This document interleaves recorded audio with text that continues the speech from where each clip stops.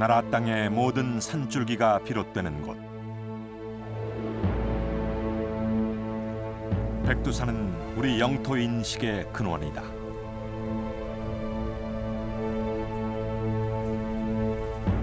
그리고 백두산 너머의 광활한 만주 땅. 이 땅은 간도라는 이름으로 우리에게 기억되고 있다. 이런 영토 인식의 한 가운데는 백두산 정계비가 있었다. 300여 년 전 백두산 기슭에 세워졌던 정계비. 백두산 정계비는 과연 무엇을 말하고 있는가?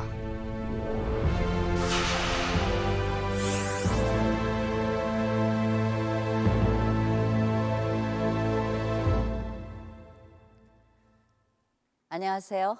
고두심입니다. 2006년 새해 HD 역사 스페셜 첫 이야기는 백두산으로 시작해 보겠습니다. 백두산은 우리 민족과 뗄래야 뗄 수 없는 산입니다.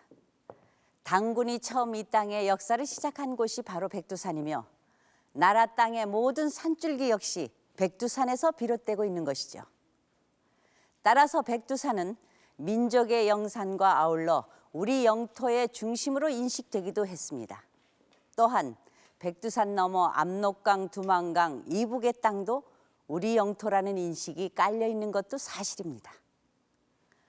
이런 생각의 한가운데는 백두산 정계비가 있습니다. 300여 년 전 백두산 기슭에 세워진 백두산 정계비는 당시 조선과 청나라 사이에 뜨거운 논란을 불러일으키기도 했습니다. 그렇다면 백두산 정계비는 과연 무엇을 담고 있을까요? 또 정계비는 무엇을 말하고 있을까요? 먼저 그 백두산 정계비부터 찾아가 보겠습니다. 백두산으로 가는 가장 일반적인 루트는 송화강 물줄기를 따라가는 길이다. 중국 땅을 거쳐 가야 하는 것이다.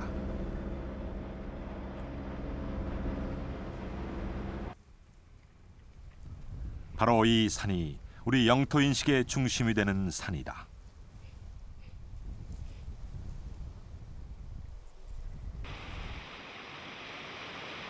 백두산 입구에서 만나는 물줄기.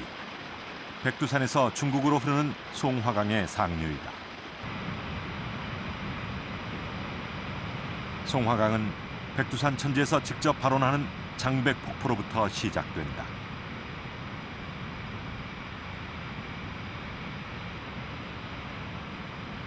마치 하늘로부터 거대한 물기둥이 내려오는 듯한 장백폭포.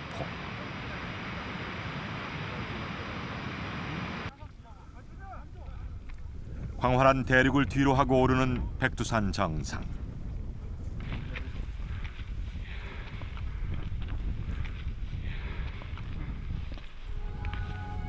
천지가 태고의 신비를 품은 채 제 모습을 고스란히 내보인다.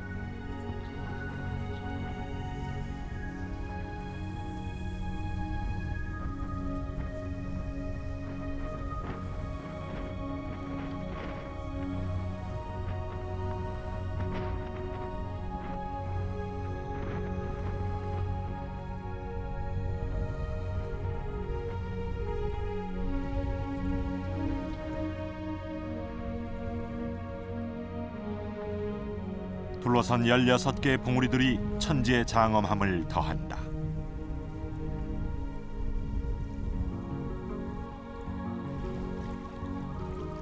천지는 해발 2200여 미터의 높이의 분화구에서 생겨난 고산 호수이다.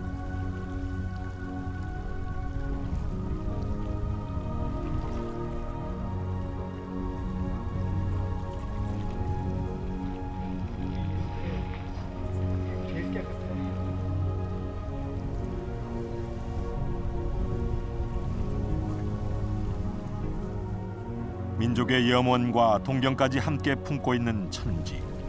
그러나 천지는 현실의 공간이다.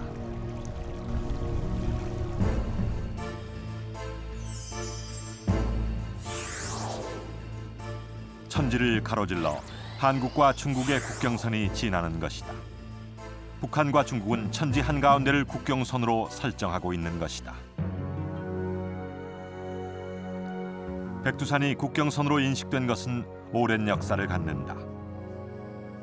1712년 바로 이곳 백두산 기슭에 백두산 정계비가 세워졌던 것이다. 백두산 정계비는 일제시대까지 존재했던 것으로 전해진다. 그러나 1931년 7월 이 백두산 정계비는 사라진 것으로 알려져 있다. 백두산 정계비가 없어진 것을 확인한 사람은 소위 29일 등산객들이 30일 날 하산을 하는 과정에서 없어진 것이 나타났습니다. 그 중에는 사학자가 3분이 있었던 것으로 생각이 되는데 그분들이 시노다 지사건을 만나가지고 이 정계비는 단순한 정계비보다 국제적으로나 국내적으로나 하나의 국경을 가르는 정계비니 꼭 어떤 일이 있어도 찾도록 해달라 하는. 그렇다면 백두산 정계비의 정확한 위치는 어디였을까? 1943년도에 조선 총독부에서 발간한 사진입니다. 아, 총독부에서요? 예. 아, 이 지도는 뭔가요? 그 일련의 일본 학자들이 백두산을 등반하는 어떤 길을 지도하여 나타냈습니다. 백두산 등행로 개념도 예, 되어 예. 있네요. 일제강점기 일본이 만든 백두산 등산로 지도. 천지 동남쪽 기슭에 정계비가 뚜렷이 표기돼 있다.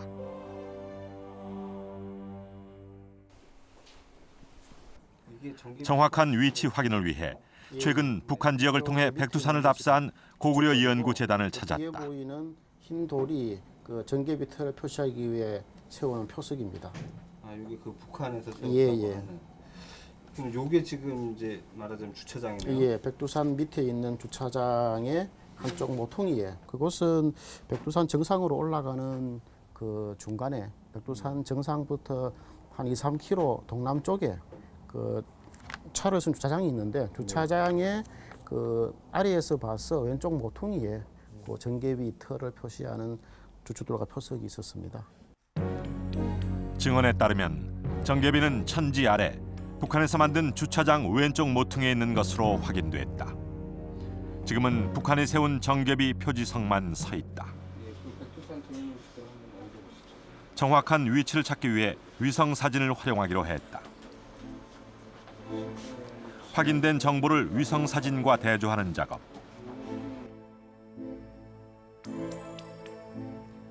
정계비의 위치는 천지로 올라가는 두 도로가 합쳐지는 바로 위쪽.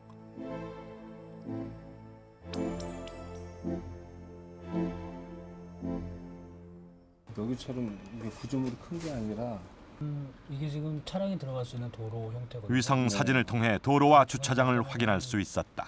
예, 지금 주차장 형태. 아, 여기 예. 지금 주차장처럼 보이네요. 동경 128.09, 북위 41.992. 백두산 정계비의 정확한 좌표다. 1931년까지 중요한 국경비로 존재했던 정계비. 정계비는 왜 갑자기 사라졌을까? 한 장의 지도에서 그 실마리를 찾을 수 있다. 이 지도에는 두만강 북쪽 간도 땅이 조선의 영역으로 표기돼 있다.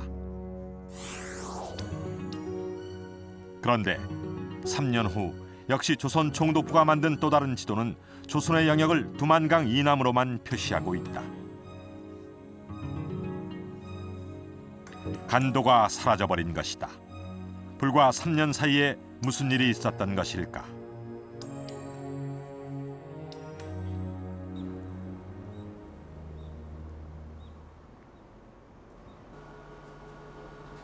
국회 도서관의 마이크로필름 자료에서 의미 있는 기록을 찾을 수 있었다.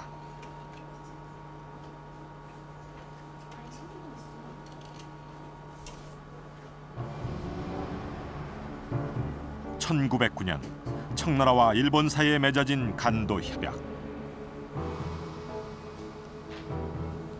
간도 협약 전문에는 청일 양국은 두만강을 조선과 청나라의 국경으로 삼는다는 조문이 명기돼 있다.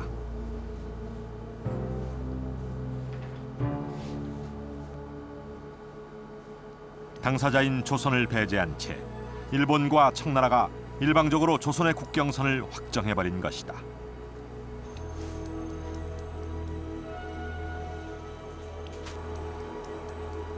같은 날 청과 일본은 이른바 만주 협약도 동시에 체결했다. 일본은 만주, 즉 간도 지역의 철도 부설권, 탄광 채굴권 등의 이권을 얻는 대가로 간도를 청의 영토로 인정해 주었다. 만주협약은 청나라가 일본에게 제공할 5가지 이권이고, 간도협약은 그 대가로 일본이 청에게 인정해 줄 사항이었습니다. 근데 그 앞에 5가지와 뒤에 1가지는 일본이 제시한 동삼성 유감 하나의 제안에서 비롯된 것이고, 그것을 교묘하게 청일 양국이 2개의 조약으로 체결한 것이기 때문에 조약의 체결 과정에서 보면 2개의 조약은 불가분의 일체의 관계이고 상호 교환적 성격을 가진 것이기 때문에 크게 보아서 하나의 조약으로 보아야 된다고 생각을 합니다.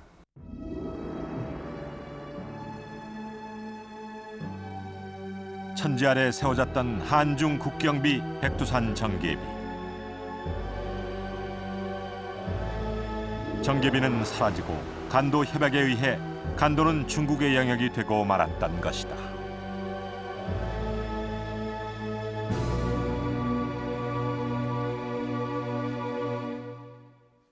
지금은 사라진 백두산 정계비. 그러나 이 비석은 오랫동안 한중 간의 논란의 대상이 되어 왔습니다. 그 논란의 핵심은 간도였습니다. 이 정계비에 따라 간도가 누구의 땅인지가 정해진다고 믿어왔기 때문인데요. 자, 그렇다면 간도는 도대체 어느 지역에 속할까요? 백두산을 기점으로 압록강 이북을 서간도, 두만강 이북을 동간도 혹은 북간도라고 하는데요. 이를 통틀어 간도라고 합니다. 간도 전체를 합치면 지금의 한반도보다 훨씬 넓은 땅이 된다고 합니다. 이렇게 간도의 기준으로 인식되고 있는 것이 백두산 정계비인데요. 그런데 이 비석은 청나라의 주도로 세워졌습니다. 그렇다면 청나라는 왜 백두산 정계비를 세우려고 했던 것일까요?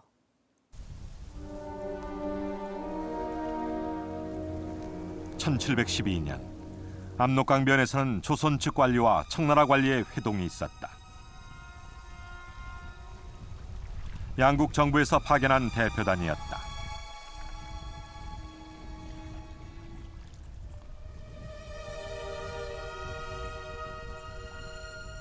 조선 측 대표는 접반사 박권과 함경도 관찰사 이선부, 청의 대표는 길림 지역을 다스리던 오라총관 목극 등이었다. 청의 황제 강희제의 명령에 따라 조선과 청의 국경을 확정짓기 위한 만남이었다.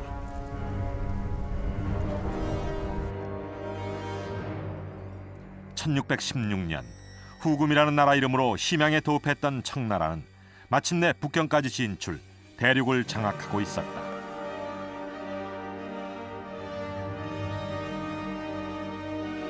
당시 청의 황제는 강희제.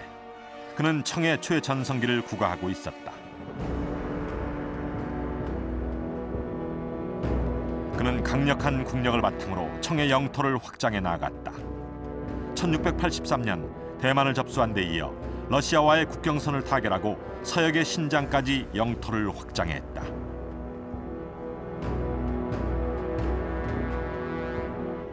그리고 마지막으로 남은 과제가 조선과의 국경 확정이었던 것이다. 양국 대표단은 백두산으로 오르기 시작했다. 그런데 뜻밖의 사태가 벌어졌다.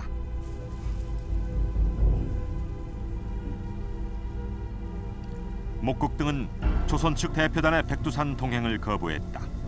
조선 대표단의 나이가 많아 배려한다는 것이 명분이었다.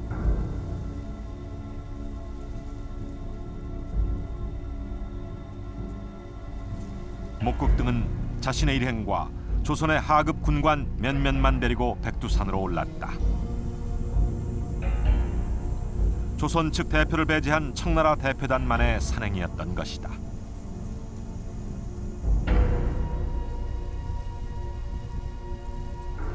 백두산으로 오른 목극 등은 천지 주변의 물줄기를 살폈다. 그리고 압록강과 토문강의 분수령이라고 판단되는 곳에 하나의 비를 세운다.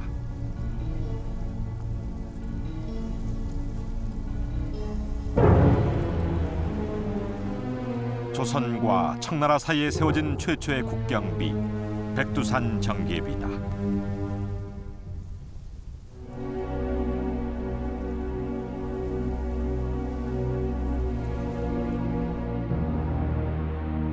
그렇다면 당시 제3자였던 서양은 조선과 청의 국경을 어떻게 파악하고 있었을까? 1735년 프랑스에서 출판된 중국 전지는 중국의 역사와 인문 지리를 담은 총서이다. 이 책 안에 들어있는 한 장의 지도. 이 지도에는 청과 조선 그리고 간도 지역의 국경이 점선으로 나타나 있다. 그런데 놀랍게도 당시 조선과 청의 국경을 압록강 두만강이 아니라 그 이북 지역에 표기하고 있다. 압록강 이북 지역까지 평안도라고 명기하고 있다. 뿐만 아니라 18세기의 많은 서양 고지도들도 조선의 국경을 압록강 두만강 이북에서 표기하고 있다. 18년에 청에서 황여 전람도라고 해서 아주 상세한 지도가 이제 현대식 지도가 제작이 되는데요. 1750년에 제작된 보공디 지도입니다. 그 압록강 이북의 대안 지역, 남만주가 봉금지대의 남쪽 지대가 이제 우리 영역으로 표시되어 있습니다. 이 지도는 그 1786년 지도인데요. 산해관이 여기 있고요. 그다음에 요동반도 자체를 다 우리 영역으로 이렇게 표시를 했어요. 이렇게 여기 보시면 이제 그 압록강 대안 지역 서간도가 우리 영역으로 표시. 그렇다면 이들 서양 고지도들은 어떻게 제작됐을까? 마찬가지. 그 18세기 많은 서양 고지도들은 사실 그 시초가 바로 그 청 강희제 때 1708년이 됩니다. 그 프랑스 예수의 신부들 그 중심 인물이 이제 레지 신부인데요. 그분들한테 이제 지시를 내려서 이제 그 지도를 제작해 합니다. 그게 이제 1716년에 제작이 완료되고 1718년에 최종적으로 이제 강희제한테 전달이 되는데 그러니까 여기에 분명히 이제 황여 전람도라고 하는데요. 그러니까 그 압록강과 두만강 대안 지역이 우리 영역으로 돼 있고 41쪽에 이 황해 전람도 동판이 유럽으로 건너가서 거기서 이제 유럽판 그 황해 전람도들이 제작이 되거든요. 그러니까 이 지도를 통해서 우리가 당시 청이 압록강과 두만강 이북의 대안 지역을 조선 영역으로 인정했다는 것을 이제 알 수가 있습니다. 정계비를 세우게 했던 강희제의 명령에 따라 만든 서양 고지도들에 따르면 백두산은 명백한 조선의 영역이었다.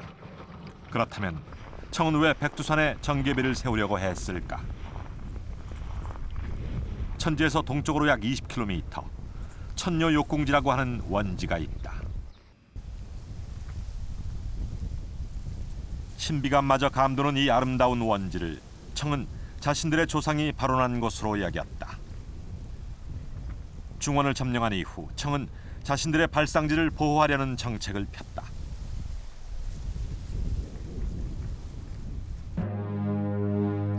정묘호란 직후의 기록을 보면 이러한 청의 만주 중시 정책을 볼 수 있다. 즉, 만주 지역을 무인지대화하자고 청이 먼저 제안하고 있는 것이다. 조선과 청이 서로 침범하지 않고 각자 지키자는 이른바 각수 봉강을 제안했는데 이 무인지대를 봉금지대라 했다. 그렇다면 봉금지대는 어디였을까? 서양 고지도에 따르면 압록강, 두만강 이북의 일정한 지대 혹은 그 이상으로 추정된다. 이 봉금지대는 어떤 성격이었을까? 일단 봉금지대로서 그 이제 중국 측에서 설정했는 거니까 그건 사람이 살 수 없는 지역으로 만들어 놓고 그거는 이제 우리가 흔히 지대, 영어로 존이라고 이야기를 합니다만은 두만강, 압록강 이북 일대 일정한 지역은 그냥 비무장 중립지대와 같은 역할을 했다고 봐야 됩니다. 그럼 지금 현재 이제 우리 비무장 중립지대라고 보면 결국 이제 그 당시에 실질적인 국경의 역할을 했는 거죠. 그리고 지금 요즘의 우리 상황하고 비교를 한다면은 남북한의 휴전선을 중심으로 한 남방 한계선, 북방 한계선 그 사이의 어떤 일정한 지역 그런 형태로 봐야 될 것 같습니다. 봉금지대가 조선과 청의 중립지대였다면 백두산 정계비는 무엇을 의미하는 것일까? 그런데 그때 당시엔 중국에서 정계비를 세우는 의도는 이제 우리가 두 가지를 해석을 해볼 수 있는데, 하나는 그 이전에 우리가 봉금지대의 하한선이라고 중국이 알고 있던 압록강과 두만강을 국경을 하고 싶었고, 그리고 그 다음에 또 하나는 백두산 천지를 자기들이 신성시하고 있을 때 꼭 중국의 영토로 넣고 싶었지 않았는가, 그런 의도에 의해서 백두산 정상 남쪽 심리 이남에 부자연스럽게 정계비를 세웠다고 이렇게만 생각을 할 수 있겠습니다. 청의 주도로 세워진 백두산 정계비. 그것은 봉금지대를 자신들의 영역에 포함시키고 조선의 영역을 압록강과 두만강 이남으로 제한하려는 청의 의도를 담고 있었던 것이다.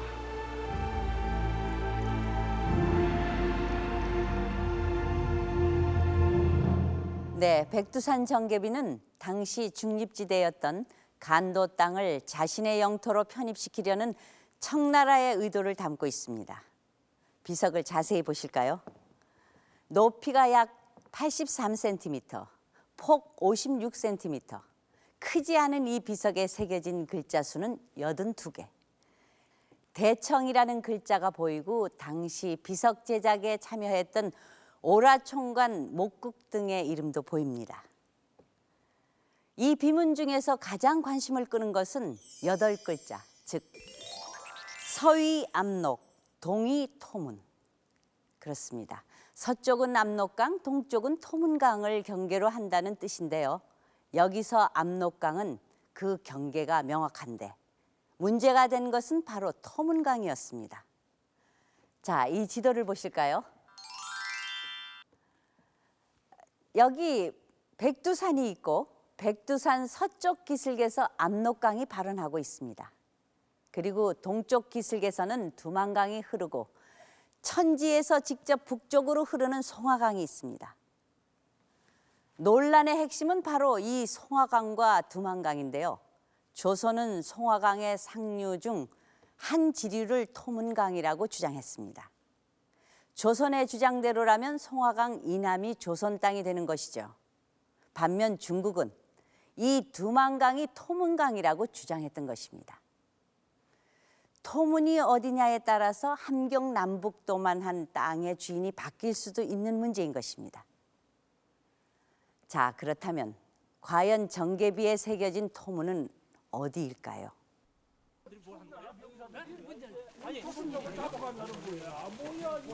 백두산의 정계비가 세워진 지 약 170여 년 후, 두만강 이북의 간도 땅에 살던 조선 백성들은 놀라운 일을 당하게 된다.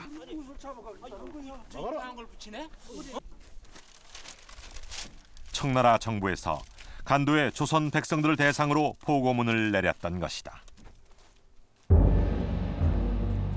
그것은 두만강 이북 간도 땅에 사는 조선 백성들은 모두 철수하라는 쇠환령이었다. 조선 백성들에게는 청천벽력 같은 조치였다. 당시 간도 땅에는 이미 수많은 조선 백성들이 정착하고 있었다. 이들은 황무지를 개간하여 논밭을 일구며 간도를 삶의 터전으로 삼고 있었다. 특히 1860년대 이후 대규모 간도 이주가 이루어져 곳곳에 마을을 이루고 자치기구까지 설치하고 있었다.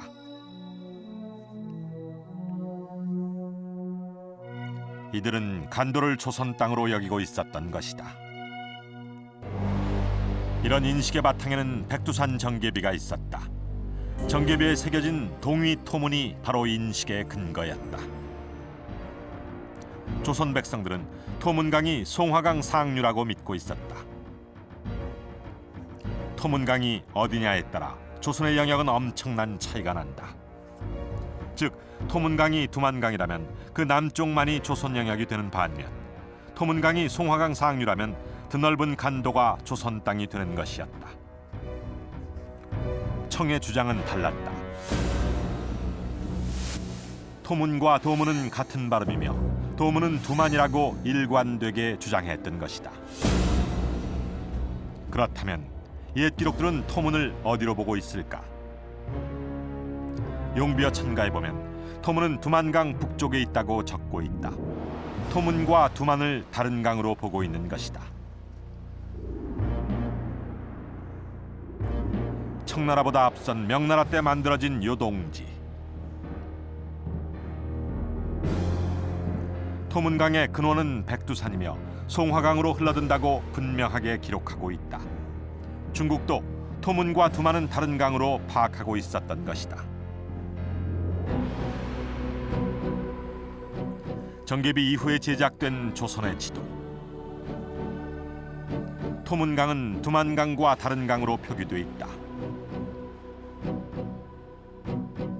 또 다른 지도. 역시 토문강은 두만강 북쪽의 별개 강으로 그려져 있다. 정계비의 토문강이 송화강 상류라는 또 다른 증거가 있다. 정계비를 세운 후 토문강의 발원지까지 돌무더기와 목책을 쌓았다는 기록이 있다. 정계비 근처의 물줄기는 건천, 즉 마른 계곡이었다. 그래서 물줄기를 확실히 하기 위해 석퇴를 쌓았던 것이다.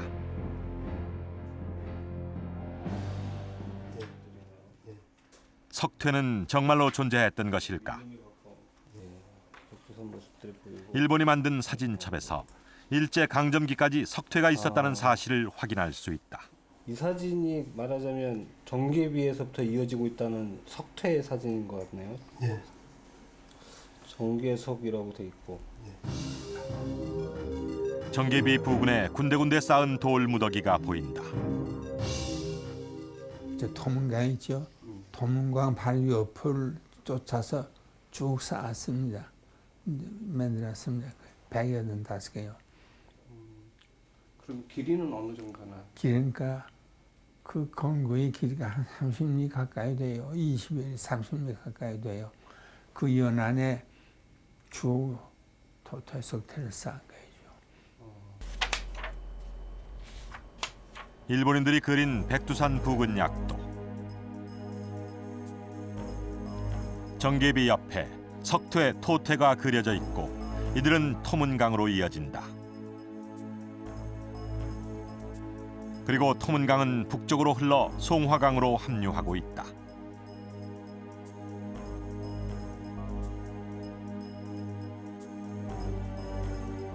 물줄기를 명확하게 하기 위해 쌓은 돌무더기와 흙무더기. 이들은 정계비에서 시작하여 토문강 상류로 이어지고 있는 것이다.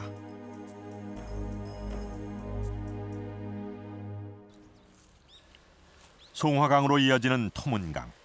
토문강은 지금은 어떤 강으로 남아 있을까? 예, 이 간도 산업 그 조사서라는 그 보고서가 있는데요. 이게 이제 3편으로 나눠져 있는데 거기 그 제2편에 그 지도가 있었거든요. 제3도 같은 데 봐도 백두산 부근 지세 약도라고 해가지고 좀 자세하게 돼 있고 여기는 이제 강은 이제 파란색으로 돼 있기 때문에 이 토문강이 이제 뚜렷하게 보이죠. 이게 백두산. 대각봉 밑으로. 예, 여기 좀 재밌는 거는 뭐 그 천지를 용왕담이라고 했다는 거고. 용왕담, 정계비 정계비가 있고 여기서부터 토문강이 굵게 가는 게 이렇게 이제. 지도에 따르면 송화강의 상류 지류는 3도백하, 4도백하, 그리고 토문으로 되어 있는데 토문은 바로 5도백하인 것이다. 다른 지도들은 그 고지도인데 이 지도는 그 축척이 그 들어가 있거든요. 그렇다면은 그 상당히 그 근대식 그 지도인 거죠. 근대식 지도라는 거는 그만큼 정확성을 그 의미하거든요. 토문강이 그 백두산 천지에서 나가고 두만강과는 별도로 숭화강으로 나간다는 사실은 우리나라 사람뿐만 아니라 일본도 아주 잘 알고 있었고 이 지도에도 분명히 그렇게 표시하고 있는 거죠.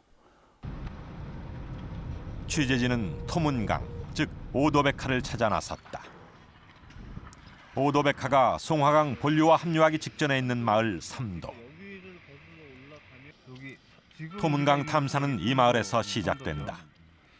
그러면 지금 요게 오도백하니까 이렇게 거슬러 올라가면 이게 도로 사정이 오도백화가 송화강 최상류에 오지에 있다는 것을 말해주고 있다. 강줄기를 따라 상류로 거슬러 올랐다. 점차 마을도 뜸해졌다.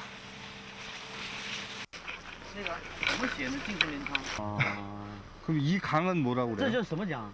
강은 这个 뭐라고 这 불러요? 个说不上什么江，什么河？那没有名吗？没有名，这个就是俺们这叫大江。大江。 현지에서는 토문강은 이름조차 잃어버린 강이 되어 있었다.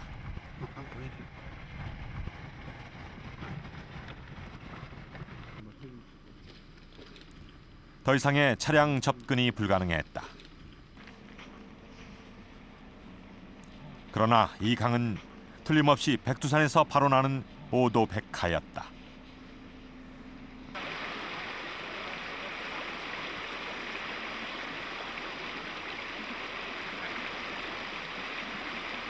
이 강이 바로 오도백화죠. 이 강의 상류가 바로 우리가 말하는 토문강이고 중국 사람들은 황하송구자라고 불렸습니다. 이 토문강을 두고 우리가 그 청과 조선이 그 국경 분쟁을 일으켰고 그리고 지금까지 이 토문강과 그 뭐 두만강, 지금 도문강 이런 여러 가지 그 논쟁이 된 그런 강이기 때문에 굉장히 중요한 그런 그 강 쪽이라고 보면 되겠습니다.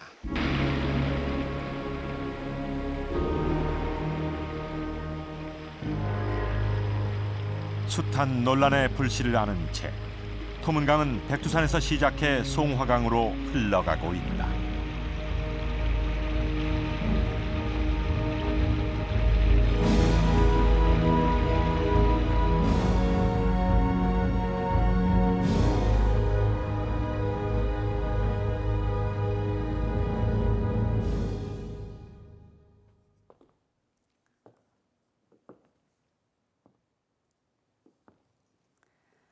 이것은 백두산 주변 지형을 만분의 1로 축소해서 그대로 만든 모형입니다.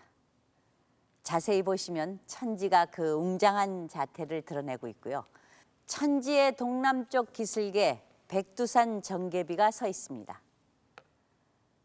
백두산 정계비에서 바로 남쪽으로 보이는 물줄기가 압록강입니다.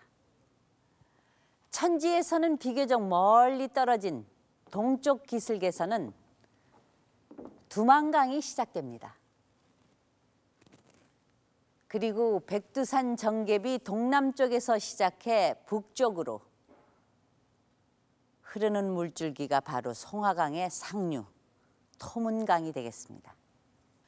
조선의 주장이 사실이라면 토문강 동쪽의 이 지역이 모두 조선의 영토가 되는 것이죠.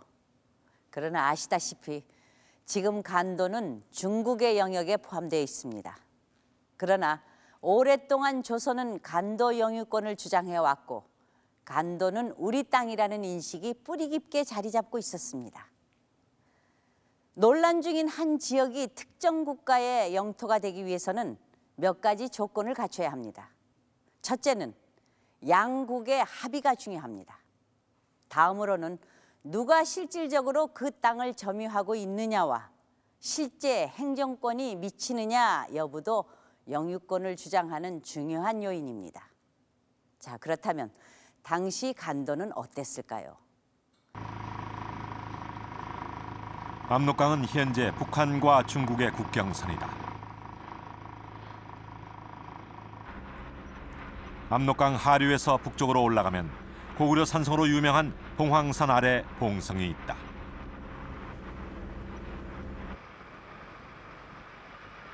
봉성의 옛 지명은 봉황성. 조선시대 중국으로 가던 사신들이 반드시 거쳐가던 교통의 요충지였다.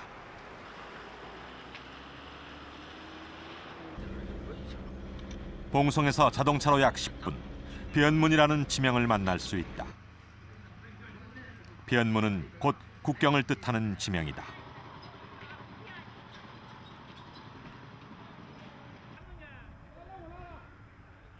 이곳 변문의 기차역. 지금 이 역의 이름은 일면산역.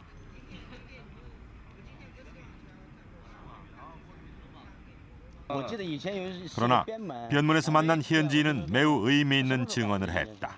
最早的时候啊，五六十年代是叫高丽门啊，高丽门这不是和朝鲜关系不大好，好像这样为界是。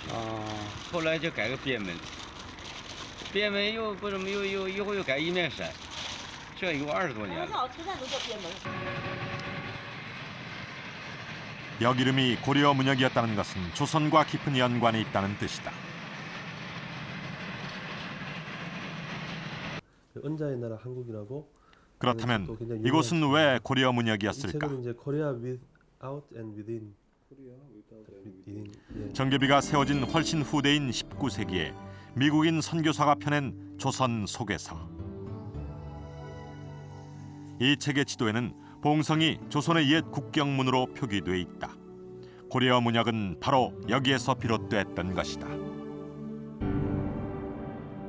그런데 이제 가장 의문을 가지는 게 1712년 목극등이가 와서 세웠던 백두산 정계비가 어떤 서양 고지도에서 특정한 국경의 어떤 그 지점으로서 작용하고 있지 않다는 겁니다. 그 백두산 정계비보다는 봉황성을 기점으로 해서 그 국경의 이루어진다는 겁니다. 이런 기록들은 그 벨기에의 반데어 마일렌의 지도에서 나타나고 그리고 디할드의 중국지 그리고 19세기 20세기 초반에 한국을 방문한 선교사의 모든 기록에서는 봉황성이 중심이 되어 있습니다. 황야 전람도 제작에 참여했던 프랑스인 선교사 레지가 남긴 기록, 일명 레지 비망록에는 더 구체적인 내용이 나온다. 즉 봉황성 동쪽이 바로 조선의 서쪽 국경선이라는 것이다.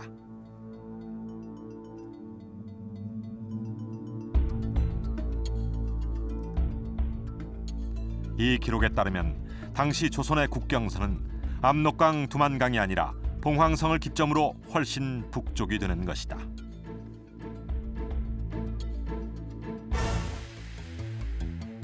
조선 조정이 압록강 이북을 관할했다는 기록도 보인다.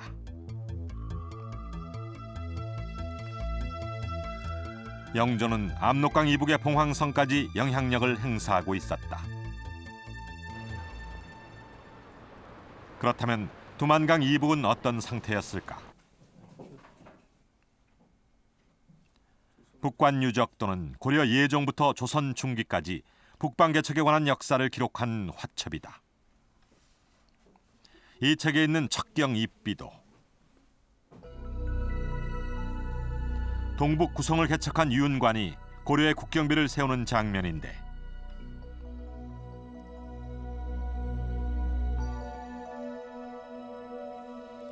고려 지경 네 글자가 뚜렷하다.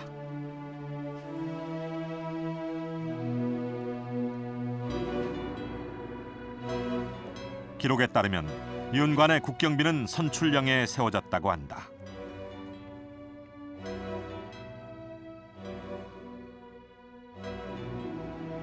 그렇다면 선출령은 어디일까? 18세기 지도에 보면 선출령은 두만강 북쪽, 즉 지금의 간도 땅인 것이다. 또한 고려시대를 거쳐 조선시대까지 두만강 이북에 영향력을 끼친 것을 기록으로 확인할 수 있다. 정계비가 세워진 이후에도 조선 왕은 두만강 이북의 청나라 사람들에게 철수를 명령하기도 했다. 당시 그 의주와 봉황사의 중국 봉황성 사이의 그 사신들의 왕래 경비를 우리 관병들이 담당을 했고요. 의주까지가 우리 영역이 아니고 봉황성 바로 압록강 대안 지역도 그렇게 우리가 경비를 담당했고 또 그 중국 유민들이 이제 그 봉금지대로 넘어온 적이 있거든요. 그걸 이제 우리 그 관병들이 이제 압록강을 건너서 출병해서 또 격퇴를 시킵니다. 그러니까 이런 식으로 많은 그 이 지대의 그 치안을 우리 조선 관병들이 담당을 했기 때문에 여러 고지도 뭐 이런 사실 등을 통해서 봉금지대 물론 이제 중립지대라는 말도 있습니다만은 우리 영역으로 인정해야 되지 않나 그렇게 생각을 합니다. 지금도 만주 지역에는 곳곳에 우리 민족의 흔적이 남아있다. 현재 확인할 수 있는 가장 오래된 조선인 마을을 찾아 나섰다. 이 마을의 이름은 박보촌, 박씨들의 집성촌이다. 현재까지도 5, 60호의 박씨가 집성촌을 이루고 있다. 마을의 한 주민을 만났다.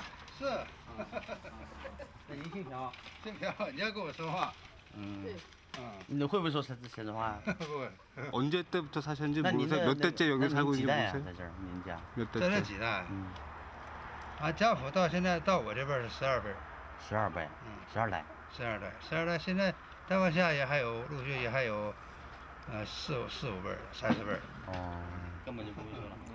15대, 400년 이상 이 마을에 살았던 것이다. 그는 자신의 이름을 박명해라고 했다. 박명 바다 해자. 예. 밝을 명자. 그럼 명자 돌림이신 거예요? 那是人家都是名字是吧？这到我这边是放名。 그리고 가문의 돌림자도 정확하게 알고 我 있었다. 上面那是放文。 위에 때는 문자 돌림. 上面放文。 아들 때는 무슨 돌림? 那您家孩子呢？孩子犯喜字。哪个？犯喜字。 아버지는 문자 돌림, 본인은 명자 돌림. 이들은 정계비가 세워지기 훨씬 이전부터 이곳 간도에 뿌리박고 살았던 것이다.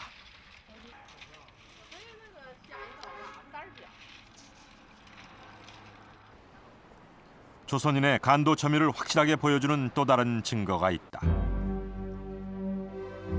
고종 때 만들어진 간도 지역 사람들의 호적인 변계 호적안. 이 호적안 작성자는 서변계 사무사 서상무, 즉 조선 조정에서 파견한 관리가 만든 것이었다. 내용 역시 매우 구체적이다. 지명과 함께 실제 거주자들이 정확하게 기록돼 있다.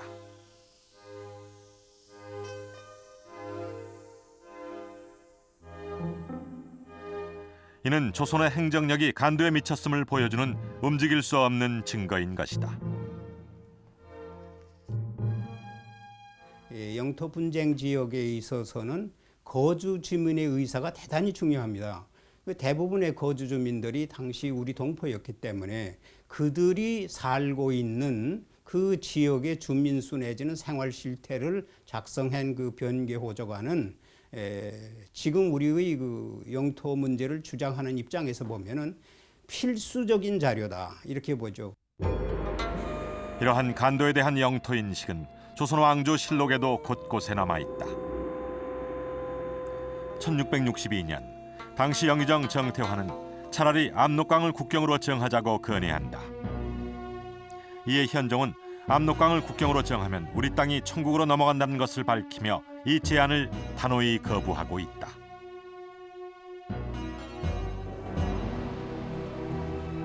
압록강과 두만강 이북의 간도, 이곳은 실제로 조선인이 점유했고 조선의 행정력이 미쳤고 또한 우리 영토라는 인식이 존재했던 땅이었다.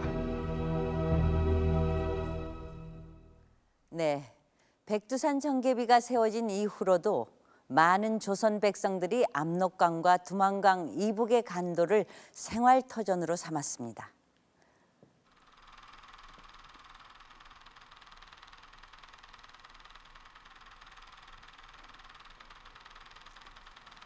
이 사진들이 그 명백한 증거입니다.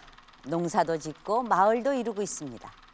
1897년의 기록을 보면 청국인에 비해 조선인의 수가 약 10배 정도 된다고 할 정도입니다. 이처럼 간도 땅의 실제 점유자는 조선인이었던 것입니다. 이렇게 되자 간도는 조선과 청, 양국 사이의 갈등의 땅이 되었습니다. 이 갈등을 해소하기 위해 조선과 청은 1885년과 87년 두 차례에 걸쳐 감개회담, 즉 국경회담을 열게 되는데요. 이때 조선의 대표가 당시 안변부사이던 이중하였습니다. 당시 청나라에 비해 열세한 입장에서 국경회담을 벌여야 했던 이중하는 나의 목숨은 내놓을 수 있어도 나라의 땅은 한치도 내놓을 수 없다는 단호한 태도로 회담에 임했습니다. 치열했던 두 차례의 국경회담과 이후의 조선과 청, 두 나라의 협상과 조약들을 살펴보겠습니다.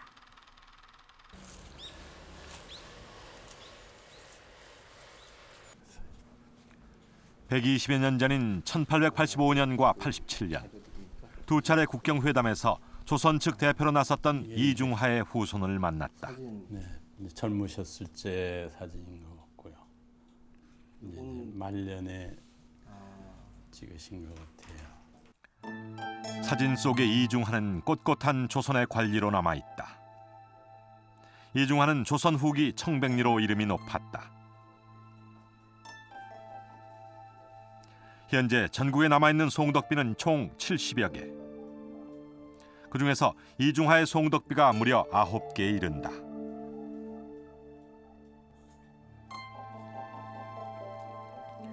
이중하의 아들이 만든 이중하 문집에는 국경회담 당시의 일화가 남아있다.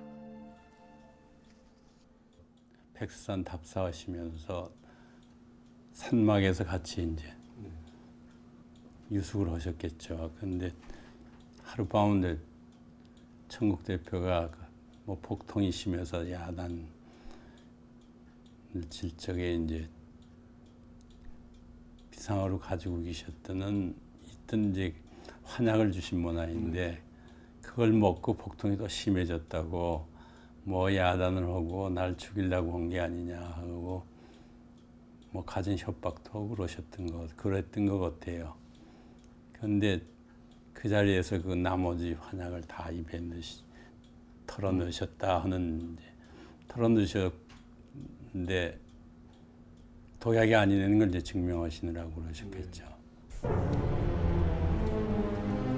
첫 국경회담은 1885년 9월 회령에서 열렸다. 회담은 팽팽한 긴장 속에서 시작됐다.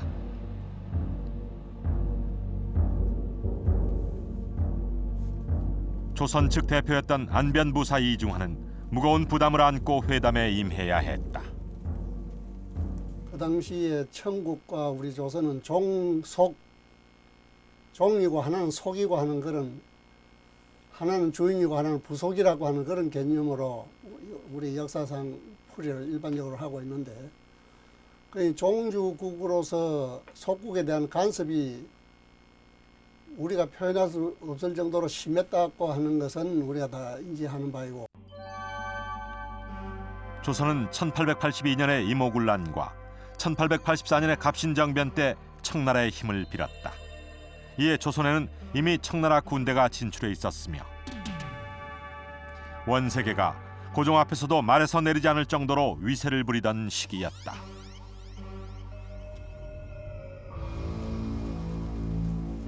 회담은 시작부터 난항을 겪었다. 백두산에는 이미 강희 황제의 명으로 세운 정계비가 있사옵니다. 그것을 살펴본다면 모든 게 명확해질 것이옵니다. 나는 도문강 변계를 조사하러 온 것이지 비석을 조사하러 온 것이 아니다. 정계비의 비문을 먼저 보고 토문강의 수원이 어딘지 살펴본다면 조사는 쉽게 끝날 것이옵니다. 비석은 도문강 수원에 있다고 들었다. 도문강 하류에서 거슬러 올라가 비석이 도문강 서쪽에 있으면 서희 압록이요 동이 토문이 되는 것이 아니겠는가? 비석에서 토문강 원류까지 석태가 쌓여 있은즉 이것만 확인하면 토문강 남쪽은 조선의 영토라는 것이 밝혀질 것이옵니다. 무엇이? 어찌하여 부산은 도문강을 놔두고 석비만 조사하지 않은가? 정계비를 먼저 조사하지 않고는 모든 조사가 허사가 될 것이외다. 국경조사를 어디서부터 할 것이냐가 관건이었다. 청은 두만강 하류부터 조사할 것을 주장했고 조선은 정계비부터 조사하자고 맞섰다. 결국 1차 회담은 결렬되고 말았다. 청은 두만강을 토문강이라고 여겨 두만강 하류부터 거슬러 올라가며 조사하자고 했다. 이는 두만강을 국경으로 삼겠다는 의도였다. 반면 조선은 정계비에서 가장 가까운 물줄기를 찾아가자고 주장했다. 이는 정계비에서 톰강으로 이어지는 선을 국경으로 삼고자 했던 것이다.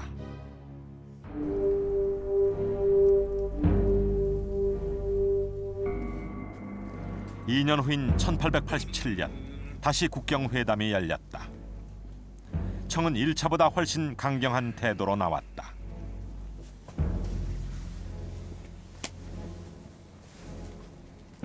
조선은 이모년과 갑신년의 두 차례 환란 때 우리 황제폐하의 은덕을 입은 것이 적지 않다.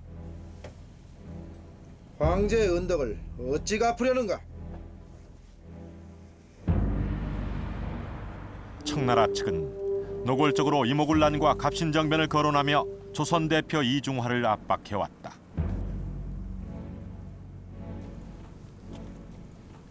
회담이 진행되던 도중 조선 측은 매우 중요한 정보를 입수하게 된다.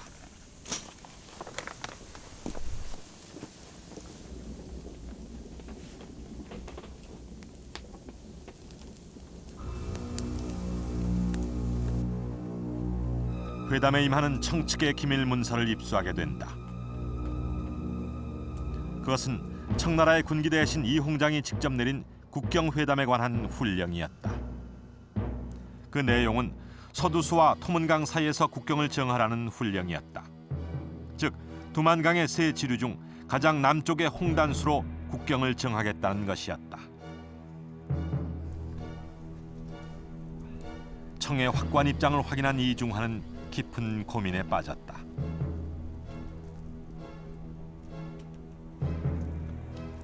결국 이중화는 두만강의 가장 북쪽 지류인 홍토수로 국경을 삼기로 하고 회담에 임한다. 여러 소리 할 것 없다. 귀관은 오로지 홍토수 외에는 어째서 의논조차 하느냐 하는가? 귀관이 주장하는 홍단수는 우리의 땅을 축소하려는 것인데 어찌 그것을 상의하겠소이까? 마땅히 홍단수로 정할 것이다. 나는 그리 정할 수 없소이다. 오늘 이 시비를 가리지 않고는 산을 내려가지 않을 것이다. 분명히 하라. 나의 목을 내어줄 순 있어도 나라의 경계는 한치도 내어줄 수 없음이요.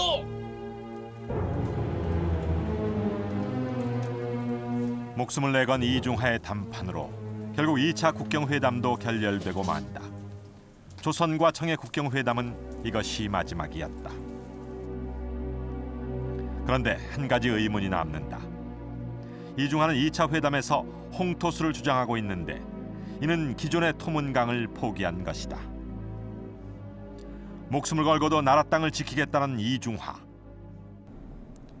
그는 왜 토문강을 버리고 홍토수로 물러났던 것일까? 그런데 최근 이중화의 토문강 포기 이유에 대해 새로운 주장이 일본 학자에 의해 제기됐다. 그에 따르면 당시 서울에서는 조선과 청의 외교 대표 사이에 비밀 회담이 진행되고 있었다는 것이다. ソウルでこの遠征街とキミュンシこの両者の間で接触や交渉があって、それを踏まえてトゥマンガンの現地でイ・ジュンハと新側の委員との間で会談があった。これが定外会談ということになります。でしたがってイ・ジュンハがトゥマンガンの境界で妥協したというのは、これはソウルでの遠征街、それからキミュンシこの両者の間の接触の結果を踏まえたと見るべきでしょう。 당시 조선과 청의 외교수장이던 김윤식과 원색의 사이에 있었던 비밀 회담 내용은 무엇이었을까? 이홍장 전집에 남아있는 원색이가 이홍장에게 보낸 비밀 통신문에 그 내용이 남아있다.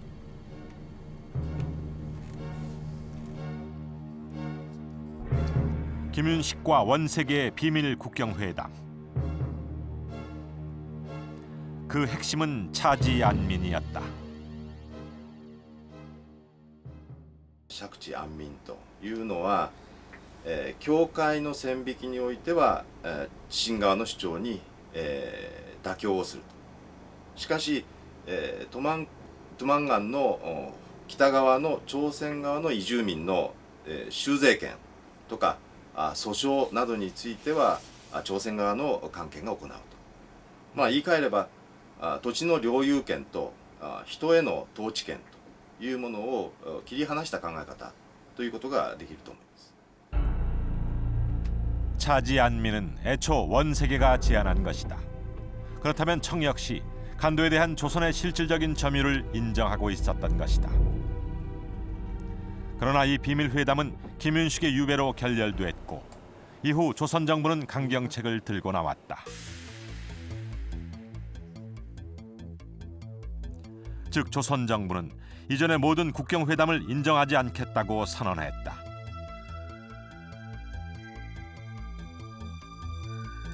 이후 조선과 청양국은 간도에서 치열한 행정권 다툼을 벌였다.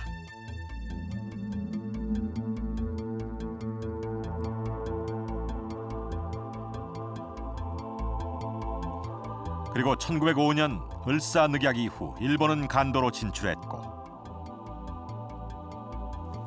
마침내 불법적인 간도 협약으로 간도를 청에 넘겨주고 말았던 것이다. 지난 100여 년 이 간도 협약이 간도의 운명을 결정지어 온 것이다. 이중하의 회담 이후 한국과 중국 사이에는 단 한 차례 국경 회담도 열리지 않았다. 백두산 너머 간도는 한국과 중국 사이에 국경에 대한 논란을 종결짓지 못한 채 미해결의 땅으로 남아 있다.